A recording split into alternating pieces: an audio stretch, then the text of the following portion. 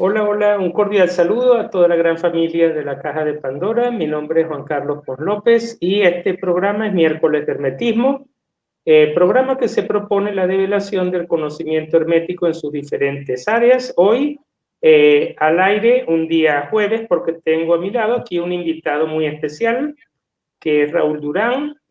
Raúl también es colaborador de la Caja de Pandora y ha desarrollado un método pues basado en los conocimientos que tiene acerca de la cábala, de la numerología, de los arquetipos, del transgeneracional y de la psicología transpersonal. Bienvenido, Raúl, a mi programa. Muchas gracias por aceptar mi invitación. Muy buena, Juan Carlos. Un gusto estar aquí contigo. Que la audiencia sepa que no ha sido fácil que podamos coincidir. Oh, Se han dado muchos obstáculos, pero aquí estamos. Así que encantado y un placer de compartir contigo, con tu audiencia, con toda la audiencia, por supuesto, de la Caja de Pandora y con las personas que te siguen a ti. Un honor estar aquí. bueno, el honor es mío. Gracias, Raúl. Sí, naturalmente es importante que las personas que sintonizan mi programa pues sepan que lo que dijo Raúl al inicio, ¿no? De que para la realización de este programa, pues hubo bastantes obstáculos al inicio porque, bueno, por lo menos lo leo desde mí, desde lo particular, a mi ego no le gusta esto de colaborar, ¿no? Y bueno, desde mi propio sujeto yo decido encarnarlo, ¿no? Como la persona que es afectuoso con todos, que es amable, que los trata a todos de igual a igual y con mucho amor, ¿no? Pero ahí es donde está justamente el auténtico enemigo de estos tiempos. No es tanto el de afuera, sino es el que tenemos que resolver dentro de nosotros. Bueno, Raúl, sin más preámbulos, pues, ¿de qué se trata el método que tú has desarrollado? Bueno, yo llevo trabajando ya durante muchos años, más de 10 años, en una línea terapéutica de acompañamiento terapéutico realmente, en donde las personas, de manera natural empezaron a acercarse a mí. Bueno, me remonto casi al Paleolítico para explicar esto. Y con el transcurrir de los años, pues fui desarrollando una metodología eh, ecléctica en el sentido de que fue bebiendo de diversas fuentes. Supongo que como a todo el mundo le pasa, ya sea que te dediques a las terapias o no, pero en realidad en el andar de tu vida siempre hay distintas fuentes de las que vas bebiendo, ¿verdad? Esto es un proceso natural. Llegado un momento, decidí apostar porque este era mi camino natural, era donde yo sentía que tenía que estar. Y entonces pues decidí seguir formándome, seguir estudiando, seguir investigando y a la misma vez seguir trabajando en la consulta. Es decir, a pie del cañón, remangado y bajado al barro, como yo digo. Uh -huh. Entonces, bueno, pues fui desarrollando una metodología, la metodología fue tomando forma y es una metodología ecléctica, Juan Carlos, es decir, tiene varios elementos, pero el elemento común, diremos, es el símbolo. Si yo tuviera que definirlo, sería el símbolo o el arquetipo. ¿Por qué? Pues porque me di cuenta de que el inconsciente, de que el alma, de que esa parte que forma parte del ser humano, pero que no corresponde realmente a lo que normalmente las personas prestan atención, me refiero a las personas comunes, es decir, la que hacen caso de lo que solamente le dicen sus 5 sentidos, ¿no es cierto? Pues existe otro sexto sentido que es gigantesco y que realmente yo descubrí que es realmente el que domina la realidad si tú le sabes hacer caso, ¿no? Entonces, en base a esto, descubrí que el idioma que habla ese sexto sentido es el idioma simbólico, el idioma arquetípico, el idioma de la metáfora. Entonces, a partir de ahí, me di a estudiar de manera muy precisa todo lo que eran símbolos. Obviamente, los números son símbolos, las letras también lo son, etcétera. Y bueno, con el andar del tiempo también, pues me afané mucho en el descubrimiento de la cábala. Y primero la numerología, de una manera, estudiando los números de una manera completamente aislada, es decir, como números, como símbolos numéricos que representan cantidades, cualidades. No hablo desde el punto de vista matemático, no me estoy refiriendo simplemente al punto de vista simbólico, con el pozo del inconsciente colectivo que tiene la humanidad de cómo se han enseñado los números desde la escuela, que es para contar y para sumar y en fin, y poco más.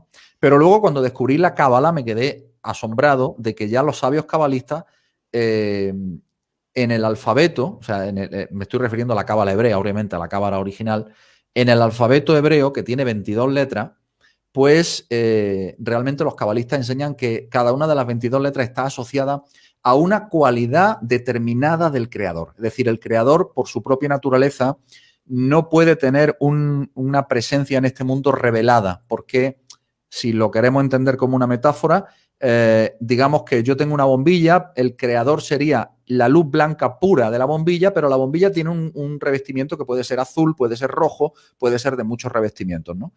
Al revestimiento le llamamos cualidades y al hilo, al color puro de la bombilla le llamamos la luz del creador, ¿eh? Entonces, por la propia naturaleza de este mundo, de este holograma en el que vivimos, de esta computarización algorítmica dentro de la que vivimos y que estoy seguro que tú a través de la astrología has descubierto efectivamente esos programas algorítmicos que funcionan aquí adentro, pues me di cuenta de que si tú le hablabas en su idioma a esa inteligencia o a tu propia alma, pues, pues pasaban cosas y se producían eventos o conjurabas, diríamos, peligros o cambiaba realmente, tenía la capacidad de cambiar eventos. Claro, cuando yo descubro la cábala y descubro que la cábala dice exactamente eso, que el objetivo de la enseñanza cabalística es darte el poder a ti como ser humano de que domines tu manual de instrucciones, de que conozcas tu verdadera tecnología de alma para que seas tú el que cree los eventos y no los eventos vengan creados en piloto automático a raíz de lo que se ha depositado en registros acásicos o karma, ¿verdad? Es decir, el objetivo de la cábala es ponerse por encima del karma. Esta es la bomba atómica.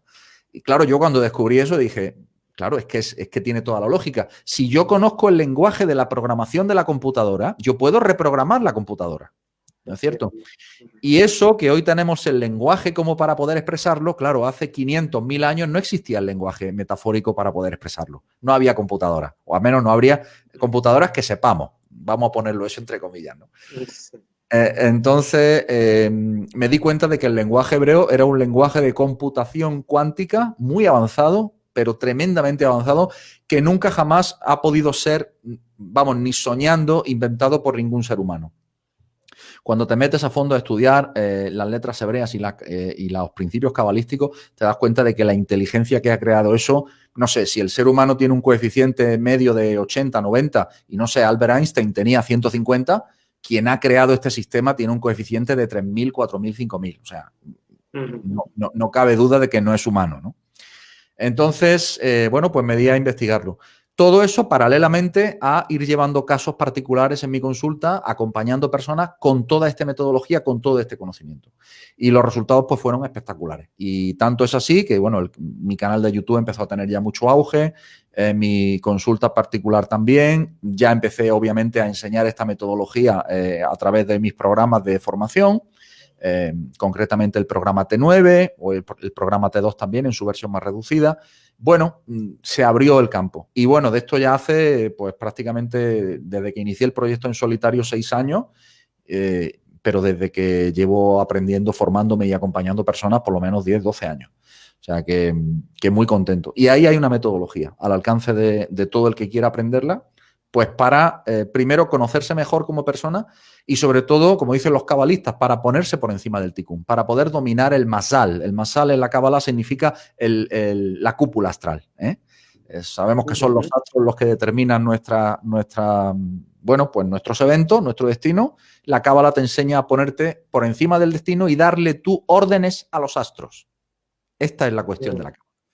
Sí, qué interesante, Raúl. Es la misma enseñanza, que es una enseñanza originaria, toda esta, que viene de épocas muy antiguas, y es básicamente la misma que yo recorro también, es decir, que el hombre es creador de su propia realidad y que para hacerlo, el primer paso es el autoconocimiento. Ya lo decía, por ejemplo, ya lo dice en el templo en honor a Apolo, allá en Delfos, en Grecia, ¿no? Hombre, conócete a ti mismo, conocerás al universo y a los dioses. Es decir, como tú decías, se trata de, uno tiene unas programaciones, bien sea que las representes a través de arquetipos, a través de numerología, de astrología, de cábala, del árbol transgeneracional. O sea, tienes una determinada programación, igual que el ordenador que yo tengo aquí enfrente, solamente que nosotros somos un ordenador biológico y con un alma. El computador no es ni biológico ni tiene alma, pero es una buena comparación, digamos, para entender de que hay unos programas, y si esos programas a ti no te están ayudando a crear esa vida que tú quieres, pues una vez que los conozcas, vas a poder intervenir en esa programación justamente a través de, como tú dices, el lenguaje simbólico, porque el inconsciente, pues sí, Lacan decía que el inconsciente sí está estructurado, solamente que la estructura es diferente a la del consciente. O sea, la del consciente sí, es a través de numeritos, de fórmulas matemáticas, de implicaciones matemáticas, todo lo lógico, pero el inconsciente trabaja más a través de mitos, de leyendas, de historias, de símbolos, de diagramas, de números, de arquetipos en general. Digamos, en ese punto, pues, creo que estamos confluyendo en la misma dirección, ¿no? Por ejemplo, cuando yo estudié, por ejemplo, astrología, concluí mis estudios de astrólogo en el año 1995, o sea que de eso ya hace 25 años. En aquel momento, pues el profesor que me enseñó, Enrico Mariani, del cual le brindo muy afectuoso saludo, nos enseñó pues una astrología moderna que en un punto tenía algo de predictiva y algo de psicológica, ¿no? Un poco una cuestión entre ambas cosas.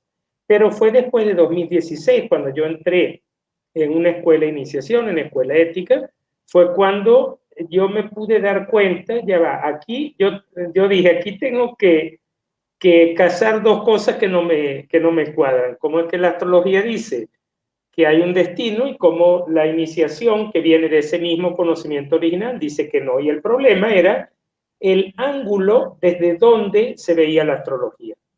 Entonces, cuando uno la ve desde esa perspectiva de autoconocimiento, de crecimiento personal y como una herramienta para crear realidad propia, pues pasa a ser una astrología más iniciática, como tú dices, para dar respuesta, por ejemplo, a situaciones astrales que no son, o sea, que crean tensión. Entonces, si tú ves en dónde se origina la tensión a través de los arquetipos astrológicos, qué es lo que tienes que integrar para poder dar una respuesta a lo que te está pasando, pues evidentemente tienes una solución en las manos. Entonces, cuéntame pues un poquito más de, si puedes, ¿no? Un poco más en detalle de qué trata tu método. Bueno, el método tiene cuenta con varias herramientas. Digamos que lo primero que el punto de partida, diremos, es la pregunta o el motivo de consulta de la persona, ¿verdad? Cuando la persona plantea su motivo de consulta, inmediatamente entro en recoger una serie de datos que son fundamentales, como por ejemplo el nombre, la fecha de nacimiento, la edad de la persona. La edad a la que la persona viene a verme es fundamental porque he descubierto por experiencia que el arquetipo de la edad es muy marcado a lo largo de los 365 días que dura el hecho de que la persona tenga cierta edad, ¿no? Ahí hay un arquetipo que manda y que es muy potente. La fecha de la consulta para mí es un arquetipo potentísimo también, la propia fecha de la consulta. ¿Ves? Y son todo códigos, ¿no? Y a partir de ahí yo le empiezo a interrogar a la persona con preguntas muy concretas, muy sencillas, pero que van dirigidas totalmente a entender yo cuál es su dolor. ¿Por qué? Porque hay muchas personas, o la mayoría, que lo que saben reconocer es su síntoma, pero no su dolor. Me explico, ¿verdad? Entonces, toda la primera parte de mi indagación va a reconocer cuál es el verdadero dolor de la persona. Una vez que lo tengo muy claro, y esto se hace evidente a través de distintos signos, que ya sean lingüísticos, ya sean gestuales, ya sean lapsus, hay muchísimas formas en las que el inconsciente de la persona te habla. A partir de ahí ya entramos a mirar en qué elementos de su DAP, el DAP es el diagrama de arquetipo de la personalidad, que es un diagrama que va desarrollado en función de la fecha de nacimiento solar de la persona en el calendario solar, ¿no? Y ahí en ese diagrama identifico qué arquetipos tienen que ver con el dolor que ella me está planteando, ¿sí? Esa es la primera fase de la metodología. Y luego después, una vez que lo tenemos claro, entonces ya nos vamos a estudiarlo en su árbol transgeneracional, donde por supuesto está lleno de códigos numéricos, cuáles son las fechas, y ahí hacemos coincidir y vemos de dónde viene la historia. Y ahí ya viene muchísimo, en fin, es genérico, ¿no? Porque depende de la pregunta, pero ahí ya hay muchísimo campo que recorrer.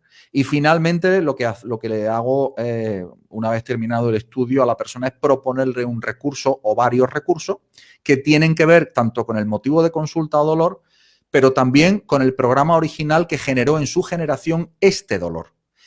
Entonces, lo que hago es proponerle, como digo, un recurso o varios. Su alma ya ha estado trabajando, porque cuando el alma recibe el lenguaje simbólico ya ha empezado a trabajar y el alma lleva su propio camino y su propia agenda. Yo siempre lo explico esto, pero la mente racional de la persona está como muy enfocada en querer saber la solución ya, física y cartesiana, ¿no? Pero el alma no es cartesiana, este es el problema. Entonces, a la inteligencia cartesiana le cuesta mucho reconocer esto. Pero bueno, no obstante, para ese fin, precisamente, es donde yo mando los recursos. Cuando yo mando recursos no es para... o sea, no es porque los recursos sean necesarios, no lo son. Pero la mente cartesiana necesita que le des una tarea, un deber, porque está acostumbrada a funcionar así. Entonces yo lo que hago es hackear ese sistema para introducir el virus, entre comillas, de que el alma va funcionando sola. Es como decía Jodorowsky en la trampa sagrada, ¿ves tú? Entonces yo pongo una trampa sagrada ahí porque las personas necesitan que les mandes deberes. Y el inteligente, o sea, la inteligencia de la persona acepta encantada la tarea, porque cree que eso refuerza. Y ojo, lo refuerza, pero en realidad no era tan necesario. Aquí estoy desvelando un secreto de terapeuta, pero los que sean terapeutas creo que lo van a poder usar bien y los que no se les va a olvidar rápidamente. O sea que no se preocupen. Y a partir de ahí, bueno, pues se generan distintas dinámicas. Lo más importante para la persona es que si ha comprendido esto le puede ayudar a desmontar ya con su propia experiencia otros programas que también estén ahí, que provengan de lo que se llama el tikkun, o sea, el karma, vamos. El karma en sánscrito, el tikkun en hebreo, es el mismo concepto. Y ahí pues se forma toda una serie de reprogramaciones inconscientes que tienen su reflejo a través de distintos eventos que le ocurren a la persona en el minuto siguiente de salir de mi consulta. Pero al minuto siguiente, yo siempre le digo, atención, el juego empieza ya. Y el juego empieza ya, porque empiezan a suceder cosas. Entonces, bueno, la persona tiene una serie de tareas, una serie de reflexiones, una serie de cosas que hacer y los cambios son espectaculares. Es lo que puedo decir, son absolutamente espectaculares porque están operando a otro nivel. Fíjate, la Cábala nos enseña en el esquema del árbol de la vida que el alma vive simultáneamente o existe simultáneamente, por así decir, en 4 mundos. Estos mundos son el mundo de Asia, que es el mundo físico, el mundo en el que estamos aquí ahora mismo actuando dentro de un cuerpo físico, donde el alma se encuentra atrapada dentro del cuerpo.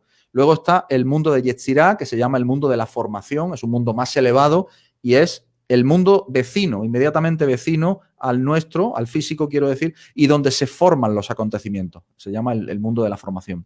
Inmediatamente después el mundo de la creación. Vería, el mundo de la creación es donde se crean los eventos y luego encima está el mundo de la emanación o el mundo de Atzilus, que es de donde emana. Y en el mundo más elevado, que es este mundo de la emanación, y en el siguiente, y en el siguiente, y en el siguiente, tenemos que saber que nuestra alma existe simultáneamente en esos 4 mundos. Lo que pasa es que estamos acostumbrados a pensar en términos de yo me identifico con mi cuerpo, yo me identifico con mi nombre, yo me identifico con mi narrativa de vida y mis memorias. Y eso es completamente falso. Entonces, a medida que tú empiezas a entenderte como un ser infinito y multidimensional, y esto no es ningún tópico, no lo digo por decir, es que es real, la Cábala lo demuestra, pues entonces, cuando entras en esa convicción a base de prueba, pues realmente empiezas a, como decía un maestro mío, cuanto yo más soy eso, más eso es yo. Así de simple. Así de simple, por pura ley de afinidad. Y así es como suceden los cambios. Y luego, muy importante también en mi metodología, es la fuerza del observador. En este caso, el observador soy yo y es la persona que sea, ¿no? Y yo lo que he descubierto es que en el momento en que el observador observa y cree en lo que observa y conoce lo que está haciendo y la lógica que hay detrás de lo que está haciendo y proponiendo, aquello funciona. Punto.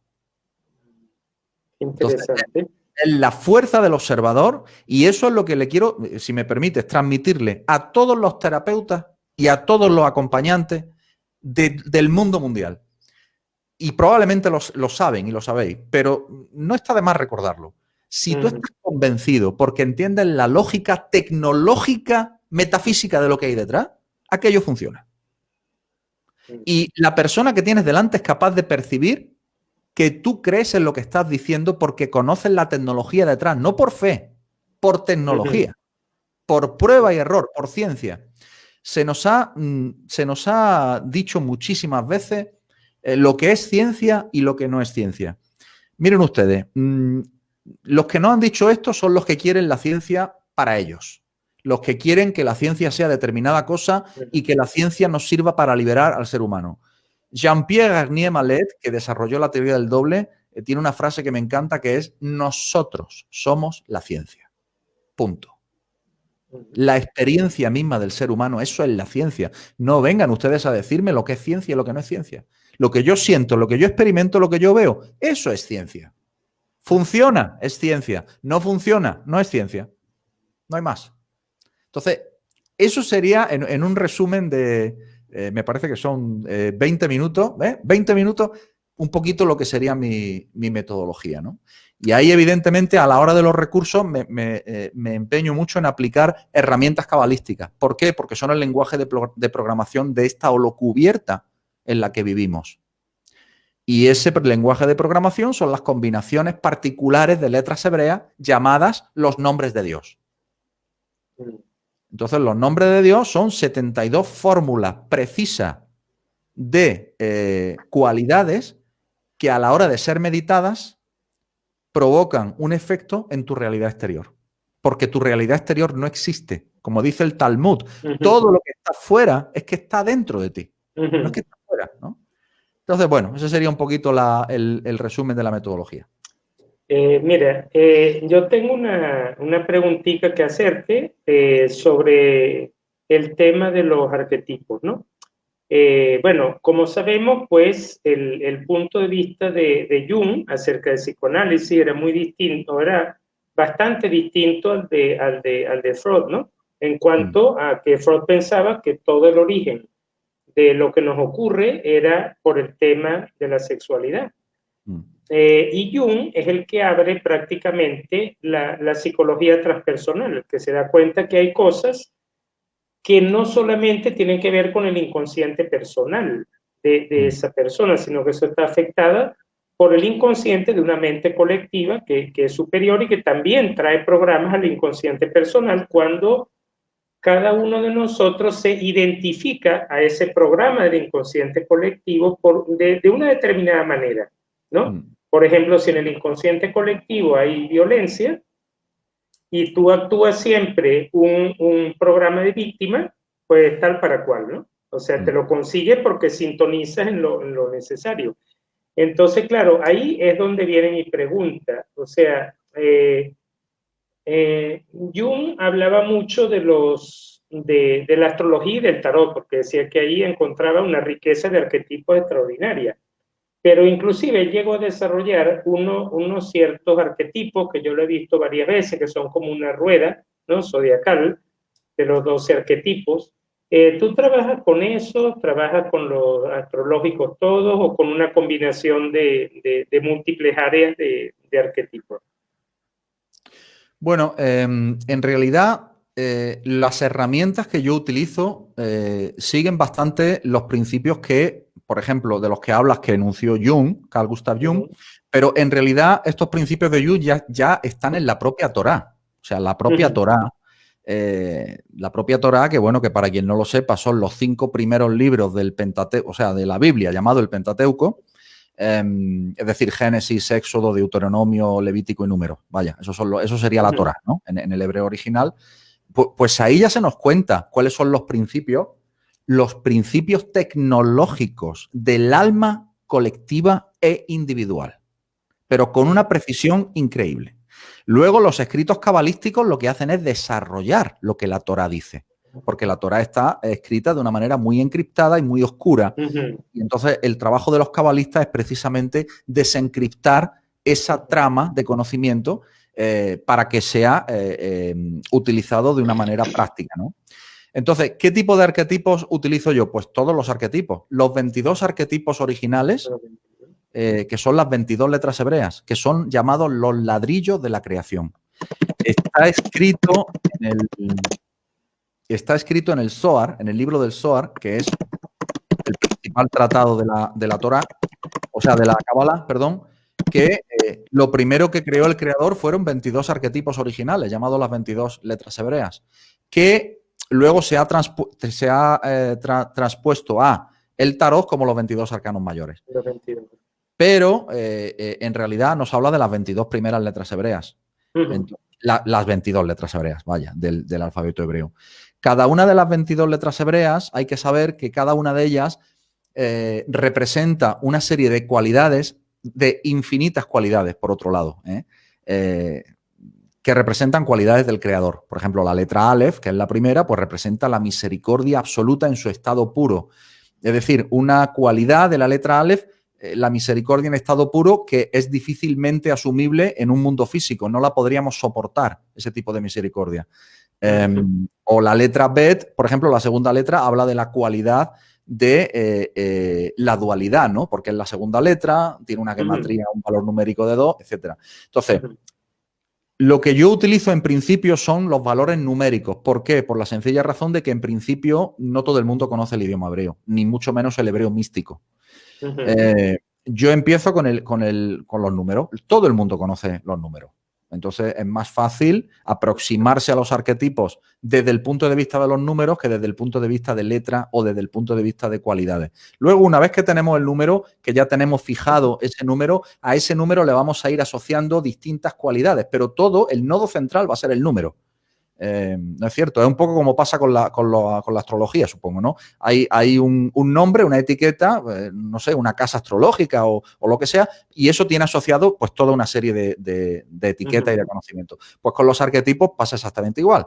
Yo qué sé, el arquetipo 10, por ejemplo, el número 10, está asociado con la meditación cabalística porque es el correspondiente a la letra hebrea Yud, que la letra hebrea Yud corresponde a la meditación cabalística, pero también, por ejemplo, corresponde al acto sexual sagrado, porque la letra Yud, que es muy chiquitita, representa la gota de semen, ¿no? Entonces, claro, uniendo ambos significados, uno entiende que lo que hay que hacer es tener una sexualidad sagrada a la vez que uno está inseminando a la mujer, para que ese acto sea un acto muy potente, creativo, ¿no? Y así toda una serie de enseñanzas que llegan hasta el infinito. Y es toda una especie de despliegue, de unfolding, de todo el potencial humano a base de ir minando en la propia mina interior de oro. Ese sería el enfoque.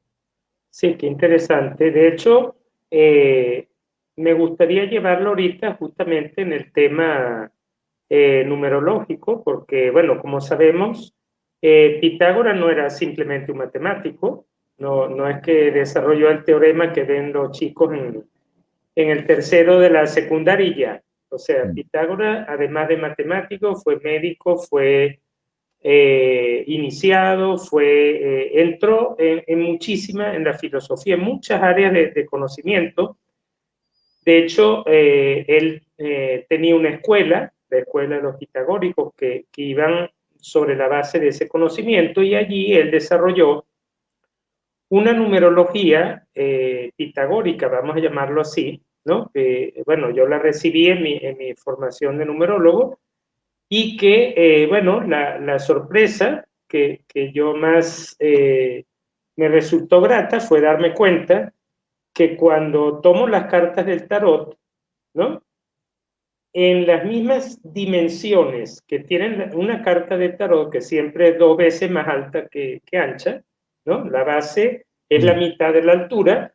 De allí nosotros podemos desarrollar intrínsecamente del tarot un sistema de numerología y que es idéntico al que enseña la numerología pitagórica. Ahora, yo quería preguntarte, ¿aquí hay alguna diferencia entre lo que es la numerología cabalística, la que estudian ustedes en la cábala, o inclusive la astrología cabalística y la astrología no cabalística? ¿Tú has podido incursionar en ambos y observar si hay diferencias entre eso? Bueno, por empezar por lo último, en relación a la astrología cabalística, la principal diferencia que hay con la astrología, digamos, más comúnmente conocida, o no sé si llamarla astrología general, pero corrígeme si me equivoco. Corrígeme si me equivoco porque probablemente no le estoy dando el nombre correcto, pero bueno, para que nos entiendan los que nos están escuchando, la principal diferencia es que la astrología cabalística se basa en el calendario judío o hebreo, no en el calendario gregoriano o solar. Esa es la principal.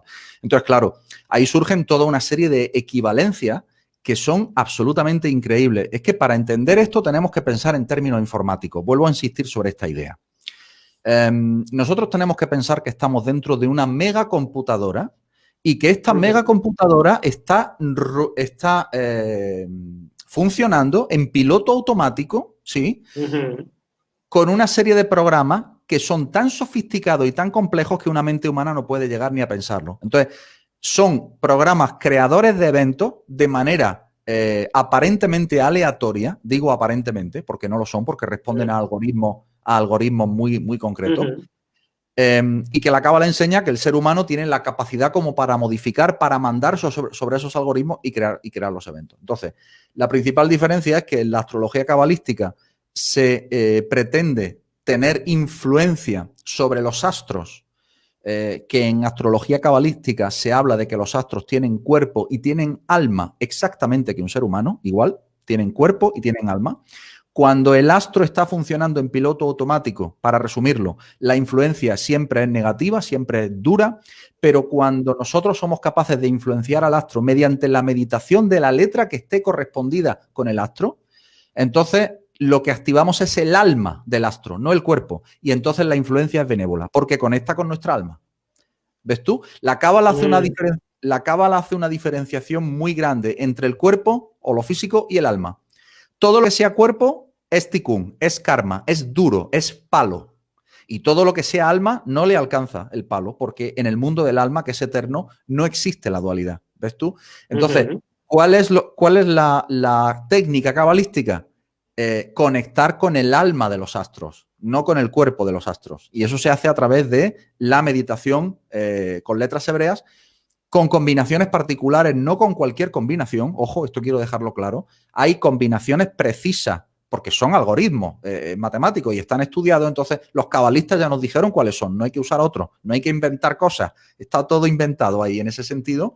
Y en ese sentido hay 72 algoritmos concretos llamados los 72 nombres de Dios, que son 72 recetas de cocina particulares para que haya misericordia en tu vida, para que haya bondad, para que se suavicen los eventos duros o para evitar transitar por un camino duro. Entonces, eso en cuanto a la astrología cabalística y a la astrología normal.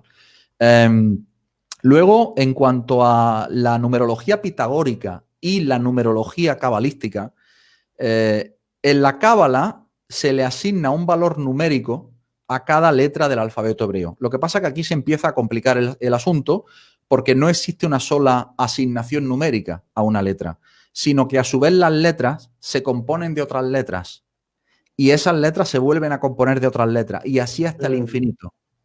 Entonces, claro, yo puedo saber en su forma más sencilla que la letra Aleph, la primera del alfabeto, pues tiene una gematría o valor numérico de 1. Pero cuando yo veo el nombre de la letra Aleph, que se dice así, Aleph, en hebreo se escribe Aleph, Lamed, P. Son 3 letras ya, el nombre de la letra ya no es una, ¿ves tú? Y eso a su vez tiene una numerología, que es 111. Ya estamos complicando el asunto, porque 111 también es Aleph. ¿Me explico? Y así hasta el infinito. Entonces, hay que conocer muy bien para poder utilizar estas herramientas cuáles son los componentes de los componentes de los componentes y en realidad lo único que hay que conocer al final es el patrón. Quedémonos con el patrón porque entonces no hace falta, digamos, memorizar. Quedémonos con el patrón, con la mecánica, con la tecnología, con los principios de la tecnología. Entonces, es una diferencia importante con respecto a la numerología pitagórica, pero si te fijas también hay semejanzas, porque en la numerología pitagórica subyace el concepto de holograma, subyace el concepto de fractal, subyacen todos los conceptos de la sabiduría perenne. Es decir, Claro. es una sabiduría que ha existido siempre. El cómo se aproxime el estudiante, el iniciado a esta sabiduría, es o por una puerta o por la otra, pero al final siempre va a dar al palacio, al salón principal del Palacio del Reino. Entonces, lo importante es que entres a ese palacio, no importa por qué puerta entres, pero que entres.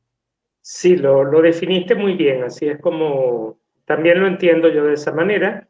Y me gustaría comentar una cosa, desde la numerología que yo practico, el nombre de la persona es como un código encriptado de, que te permite saber qué es lo que, bueno, hay diferentes vías para encontrarlo. Por ejemplo, que te permite saber cómo es, vamos a llamarlo tu yo interno, ¿no? Y Sí. tu yo externo, cómo se manifiesta todo lo interno a ti, los pensamientos, las emociones, los programas, y después cómo es esa visión externa que tú das a las personas. Entonces eso lo hacemos ¿cómo se dice? Una combinación de esos yoes, da lo que allí llamamos la personalidad. Y eso es una manera como la persona se desenvuelve en el mundo. Entonces, en la Cábala también supongo que el nombre de la persona y su componente numerológica y también lo que tiene que ver con las letras hebreas define muchísimo de quién es la persona, ¿no? Y de cómo... Así es, y tanto, y es un tema fundamental. O sea, para los cabalistas, de hecho, el estudio, el nombre de la persona es muy importante. Fíjate, los cabalistas nos enseñan que la persona no recibe el nombre de los padres. O sea, los padres creen que ponen el nombre al hijo y no es cierto. Los cabalistas nos enseñan que es el creador quien insufla mentalmente el nombre a los padres y los padres lo dan al hijo. Porque el nombre, yo lo defino así, con esta metáfora, el nombre es una etiqueta, el nombre es una etiqueta. A ver, aquí, sí. Esto es un recipiente. Bien. El nombre sería la etiqueta del recipiente. Ahora, el recipiente tiene un contenido. La ley cabalística es, yo le cambio la etiqueta y cambia el contenido. Cambia el contenido. Y eso lo demostró Masaru Emoto con sus pruebas del agua también. Tal cual. Entonces, Sí. el nombre es fundamental porque determina el tikkun de la persona. Es decir, qué eventos, qué karma, qué eventos, qué experiencias ha venido a vivir potencialmente.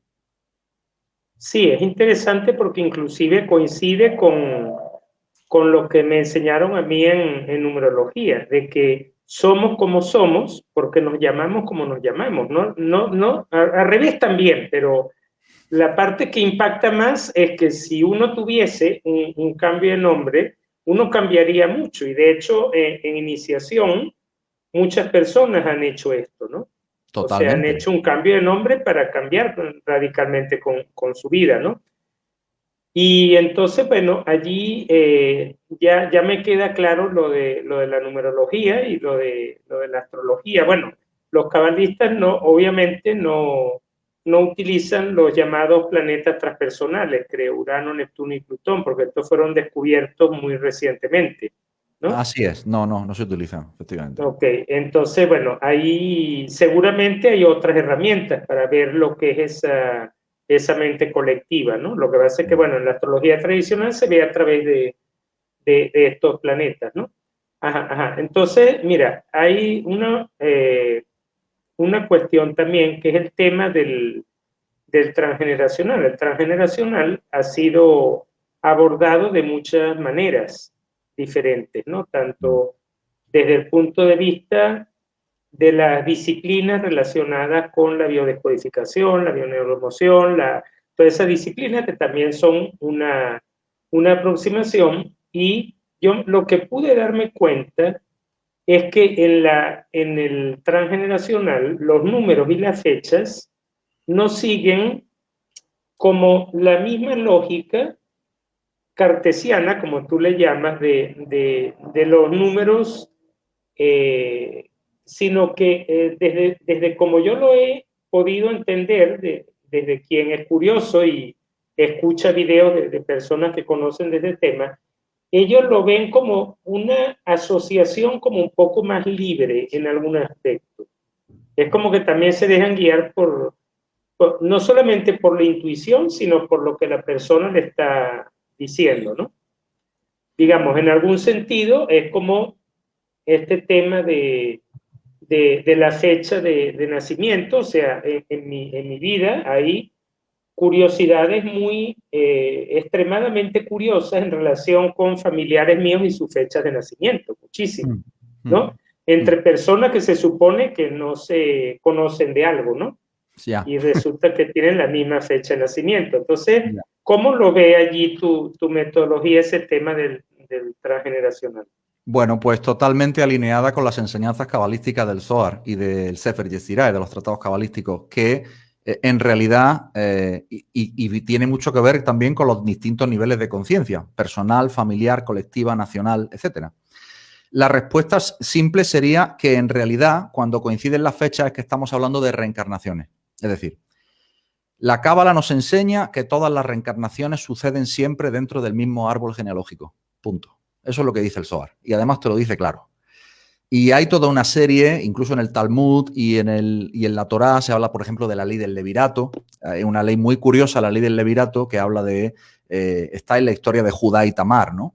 Y del hijo de Judá con Tamar, que cuando una persona muere sin haber dado descendencia y estaba casada, se tiene que casar con el hermano del fallecido y quedarse encinta, y el niño que nazca será la reencarnación del fallecido. O sea, esto está... No solamente es que pasa, es que prevén cómo tiene que pasar. No sé si me explico. Qué interesante. Y entonces, ¿pero por qué es esto? Pues porque hay una ley fundamental y es que, como a mí me gusta definirlo, el árbol transgeneracional no son muchos seres individuales a la vez, o no son solo muchos seres individuales a la vez, sino que a la vez es un solo ser extendido en el espacio-tiempo. Eso es el transgeneracional. Entonces, si lo entendemos como un solo ser extendido en el espacio-tiempo, entendemos los códigos numerológicos que coinciden, porque te están hablando de dónde están las coincidencias entre un personaje aparentemente individual y otro personaje aparentemente individual, pero en realidad no son individuales. ¿Me explico? Es un alma colectiva. Qué interesante esa visión, ¿no? Así es. Bueno, Raúl, de verdad que es un gusto tenerte aquí en el programa. No sé si quieres agregar alguna cosa adicional que te parezca importante, que yo no te haya preguntado. Bueno, pues yo agregaría simplemente, y no tanto en relación a lo que yo hago de manera particular ni a mi metodología, sino en relación a la humanidad y el proceso que está viviendo la humanidad en la actualidad. Me parece importante, aunque sea dedicarle 2 minutos. Hablemos de eso. Yo en lo particular pienso que estamos ante una oportunidad única para realmente tomar el control de nuestras vidas. Yo sé que afuera parece lo contrario. Yo sé que afuera parece que nosotros no tenemos ningún control. Yo sé que las personas ven los medios de comunicación y piensan que no tienen absolutamente ningún control sobre sus vidas. Bueno, eso no es cierto. Eso es lo que nos quieren hacer creer. No se dejen engañar. No se dejen embaucar. Ustedes son poderosos. Ustedes tienen el poder. Y las personas que tratan de hacerle pensar lo contrario es porque precisamente están asustadas, aterrorizadas de perder el poder que tienen con respecto a usted. Entonces, ¿dónde está la clave de esta historia? Y aquí cerramos. Yo siempre digo, terapeutas del mundo, sois más necesarios que nunca. Todos. Por favor, estad a disposición de las personas. Porque las personas están muy perdidas en general. Aquella persona que se quiera preguntar por su propia existencia y quiera progresar, por favor, ayudémosla. A quien no quiera preguntarse y quiera seguir siendo un zombie, perfectamente respetable. No pasa nada. Pero estamos en este momento crucial de la humanidad donde estamos viendo que hay una censura abierta, censura abierta es un oxímoron, ¿verdad? Por cierto, no existen las censuras abiertas. Quiero decir que existe una censura bien aparente ya y bien... y la manipulación y la careta, diríamos, de todas las personas que manipulan el mundo, personas y no humanos también hay que decirlo, las personas tienen que saberlo, pues no se dejen engañar y no se dejen asustar. No tengan miedo, mediten, autoconózcanse, sepan su potencial, estén unidos a pesar de que quieran desunirnos. No entren al trapo en el miedo. Apaguen la televisión, no vean la televisión, no lean los diarios oficiales. Pregúntense de dónde viene el dinero para financiar todo lo que ustedes ven y sabrán entonces quién quiere dominar. Y simplemente lo digo desde el punto de vista del autoconocimiento, porque en el mundo de abajo no es más que un reflejo del mundo de arriba. Si aquí abajo hay una guerra soterrada, pero una guerra, en el mundo de arriba hay guerra también, porque esto es reflejo de lo de arriba. Entonces, para ayudar, o sea, si entendemos que el mundo de abajo es fruto del mundo de arriba, ¿dónde tenemos que ir? Al mundo del origen, al mundo de las causas. Y ahí se tiene que entrar forzosamente por el autoconocimiento y por la meditación. Y concretamente, desde la Cábala, desde luego, por las meditaciones de letras hebreas, que son las que generan eventos de misericordia para el mundo. Y dan fuerza a las entidades espirituales que pueden gobernar este mundo basado en la misericordia y no a las entidades satánicas que quieren gobernar y han gobernado este mundo en virtud del rigor, de la severidad, del genocidio y del asesinato programado. Eso es todo lo que tenía que decir. Bueno, desde el punto de vista de la astrología, pues yo tengo desde que comenzó este año, pues poniendo a las personas en tanto, pues que estamos ante un cambio de ordenamiento mundial, producto del ciclo de Catún, del calendario de los mayas, del ciclo Júpiter-Saturno, que se añade Plutón también a la ecuación, con lo cual se vuelve más destructivo todo, más como destruir para volver a construir nuevamente. Pero la buena noticia es que después de la quincena de diciembre, el Catún, que ahorita se encuentra en el signo de Capricornio, que tiene que ver más con el mundo material, con el control, todo esto, va a pasar al signo de Acuario. Quiere decir que lo que pueda pasar no tenemos ni la más pequeña idea todavía, porque va a ser algo realmente sorpresivo e increíble. Y desconocido completamente. Y desconocido completamente, porque en Acuario siempre está ese elemento sorpresivo, inventivo, original, o sea, que no ha sido nunca visto. Entonces, bueno, pues yo lo que he aconsejado, pues paciencia y templanza bastante, ¿no? Sí. Y evitar, o sea, a mí me parece importante evitar el hacer combate contra lo de afuera. Claro. Cuando veamos algo de afuera que no nos gusta, vamos a hacer lectura dentro primero. ¿Por qué yo me encuentro frente a esto?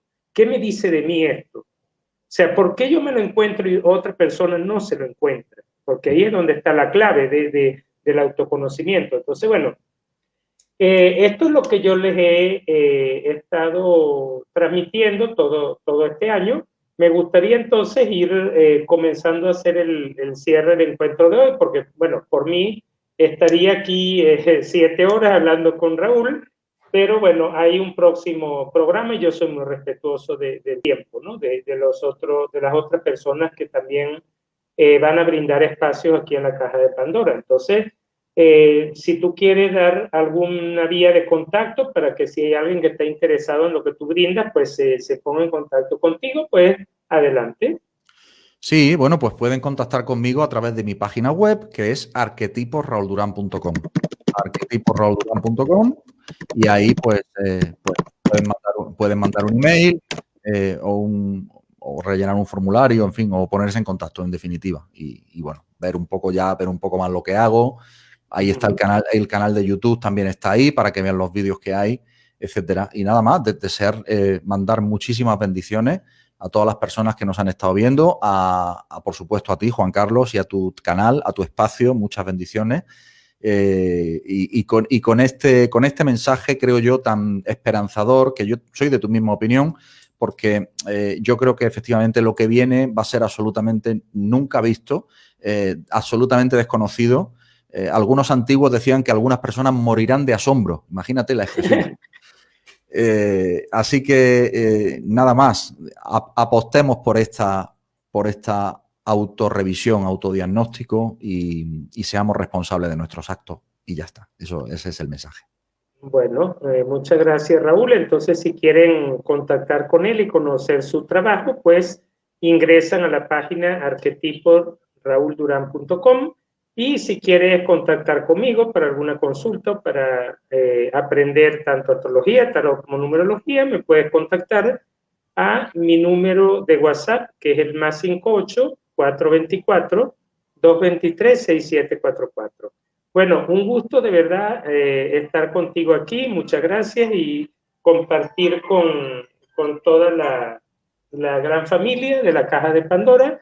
Y bueno, en cuanto a miércoles de hermetismo, nos conseguimos el próximo miércoles, donde voy a hablar de el tan temido Marte retrógrado de estos 2 meses y poquito, ¿sí? Un cordial saludo a todos, y nos encontramos el próximo miércoles, el miércoles de hermetismo. Chao, chao, Raúl. Chao, chao. Gracias. Hasta luego.